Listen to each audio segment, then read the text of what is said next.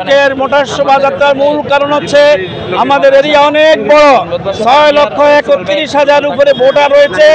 তাদের সকলের কাছে আজকের এই মোটর শোভাযাত্রার মধ্যে আমরা তাদের কাছে আমাদের বার্তা পৌঁছে দিতে চাই। আগামীতে সকল মানুষের সিদ্ধান্ত নিয়েছে দাঁড়িপাল্লায় তারা ভোট দেবে।